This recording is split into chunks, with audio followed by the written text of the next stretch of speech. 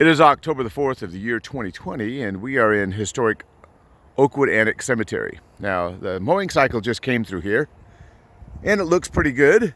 But to the untrained eye, it looks pretty good. But to the trained eye, we see things like this. This is a stump from a tree that is growing the tree back out through it. This should be treated and taken out. We've got another thing right here where there's a stump. You can see it right in here. And the stump is rotting out, but this creates a hazard to families walking through here. It's a trip hazard.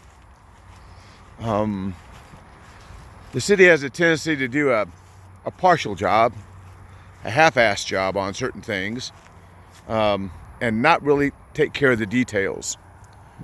Here we see, this is really common, volunteer growth coming up. This is a hackberry, I believe, and this is going to keep on growing until it displaces these two monuments. The same is said for this, for that one over there. You don't have to look very far and you can see it all over the place. This here I've been watching for several months. This is totally unacceptable. This has gotten so far out of hand. It started here around this monument. You can see the tall hackberry here. This is lantana, which is not a bad plant. But what's happened is, not only is the hackberries taken over, the thing is covered in poison ivy. You've got a beautiful monument here, and you've got a whole area that they're just mowing around. Leaf of 3, let it be, because poison ivy is stretching out, and now it's getting into this row of monuments over in here. Now, we have somebody who works for the city who has a degree in historic preservation. Now, it's wood elements is what her specialty is, not monuments.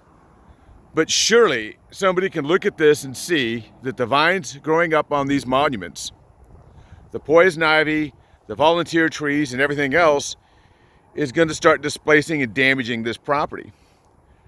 The city has a responsibility to maintain the grounds according to state law and just common sense, but yet this is allowed to happen. No matter how many times we've contacted the city about the standard of care and doing other things other than just coming through here and mowing, using a string trimmer, doing a little bit of blowing and then walking away, this is becoming the normal instead of what used to be on a rare occasion. It's the management of the cemetery division that is responsible for this. We've got a hierarchy of lots of employees, kind of top heavy, but you would think that somebody could walk through here, walk through the cemetery and spot things like this and this and realize that we need to do more than just run the mower through here every 14 or 21 days. This is another big hackberry here, and you can see the size of it down here in the trunk. It will displace this monument. You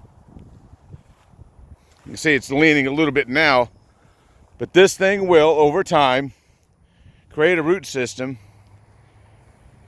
and damage this. There's three things going on here. There's an andina. There's this isn't poison ivy, it's a leaf, 5-leaf. And then you've got this big hackberry coming up.